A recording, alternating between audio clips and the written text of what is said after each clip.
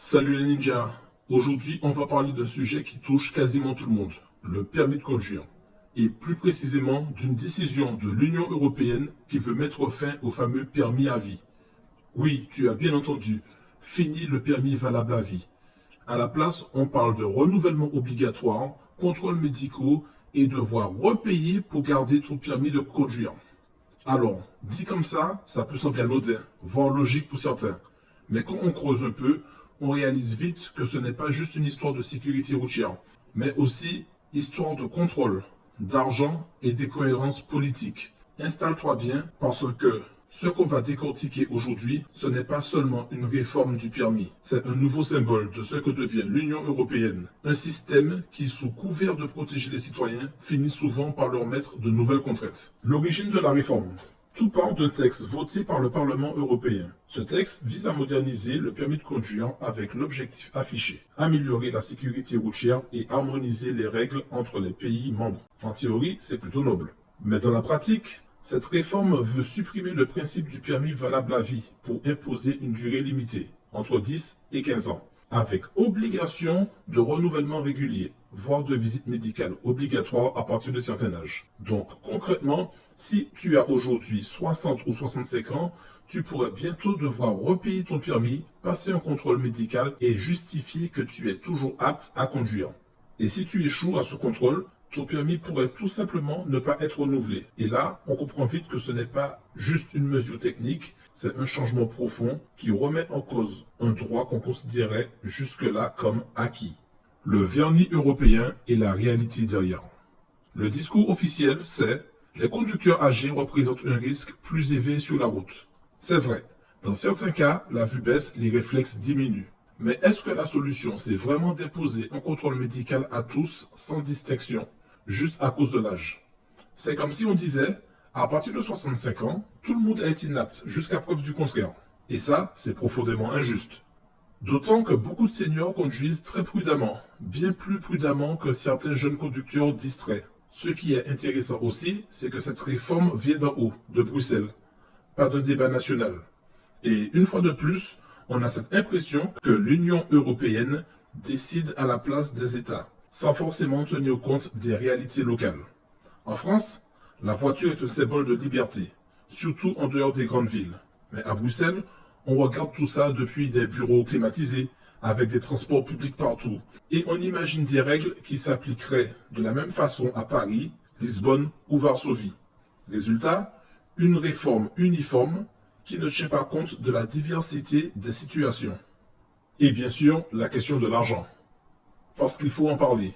Derrière chaque réforme européenne, il y a presque toujours une dimension financière. Si demain, chaque conducteur doit renouveler son permis tous les 10 ou 15 ans, ça veut dire quoi? Des millions de démarches administratives, des frais médicaux, des photographies officielles, des redevances administratives. Bref, une nouvelle manne d'argent pour les États et les institutions. Et tout ça, évidemment, sous couvert de la sécurité routière. On ne va pas se mentir, c'est un impôt déguisé. Et pour beaucoup de citoyens, notamment les retraités ou les foyers modestes, ça sera une charge supplémentaire sans réelle justification. En clair, on fait croire qu'on te protège, mais en réalité, on te fait payer pour garder un droit que tu avais déjà. Le vrai problème, une Union européenne déconnectée. Le fond du problème, c'est cette impression de plus en plus forte que l'Union européenne agit comme un super gouvernement, sans rendre compte direct aux citoyens. Chaque pays a sa culture, ses réalités, son rapport à la route. Mais Bruxelles, elle, décide comme si tout le monde vivait dans la même situation. Et le pire, c'est que nos propres dirigeants nationaux, au lieu de défendre nos spécificités, valident tout sans broncher. L'Union européenne, à la base, c'était une idée magnifique. Unir les peuples, faciliter les échanges, renforcer la paix. Mais aujourd'hui, on a parfois l'impression qu'elle s'est transformée en machine administrative, qui veut tout réguler, tout contrôler, même jusqu'à la façon dont on conduit. Bientôt, l'UE voudra nous faire payer une taxe carbone parce qu'on respire. Politiciens, le grand écart entre discours et action. Franchement, là, je ne comprends plus rien. Nos politiciens passent leur temps à nous parler de rigueur budgétaire, de dette publique, de réforme des retraites, de travailler plus longtemps pour sauver le système. Mais dès qu'il s'agit d'imposer de nouvelles contraintes aux citoyens, bizarrement, il n'y a jamais de problème. On nous dit il faut bosser jusqu'à 64, voire 67 ans pour faire tourner le pays. Très bien, mais dans le même temps, l'Union européenne nous sort une réforme qui pourrait retirer le droit de conduire à partir de 65 ans, sauf si on passe un contrôle médical, payant évidemment. En gros, on veut que tu continues à travailler, payer des impôts, être actif, mais on risque de t'interdire de conduire pour aller bosser. C'est ça la fameuse cohérence politique? C'est typiquement le genre d'injustice silencieuse qui passe sous le radar. On ne te prend pas directement ton argent, mais on t'impose de nouvelles démarches, de nouveaux coûts, de nouvelles contraintes. Et le pire, c'est que tout ça se fait sans véritable débat démocratique. Alors oui, qu'on protège les routes, qu'on veille à la sécurité, personne ne dit le contraire. Mais qu'on ne vienne pas nous dire dans la même phrase, il faut travailler plus longtemps et vous êtes peut-être trop vieux pour conduire. Parce que là, c'est juste incohérent et profondément injuste. France versus Europe, deux visions qui s'affrontent. En France, le permis de conduire reste encore valable à vie pour la plupart des gens. Tu le passes une fois, tu le gardes. Sauf en cas de retrait ou de problème médical sérieux. Mais dans d'autres pays d'Europe, c'est déjà bien plus strict. Certains imposent des renouvellements tous les 10 ans, d'autres dès 65 ou 70 ans, avec des examens médicaux obligatoires. Et c'est ce modèle-là que Bruxelles veut imposer à tous. Résultat, les conducteurs français qui n'ont jamais eu besoin de repayer pour garder leur permis devront peut-être bientôt le faire régulièrement. Encore une fois, on appelle ça harmoniser. Moi, j'appelle ça uniformiser sans réfléchir. Ce qui va changer pour nous, les citoyens. Pour beaucoup de gens, cette réforme va se traduire par des coûts supplémentaires. Imagine, tu as 60 ans, tu conduis depuis 40 ans sans un accident. Du jour au lendemain, ton permis n'est plus valable 15 ans, mais 5 ans. Tu dois payer une visite médicale, faire des démarches et espérer qu'on te le renouvelle. Et si tu vis à la campagne, sans transport en commun, tu fais comment?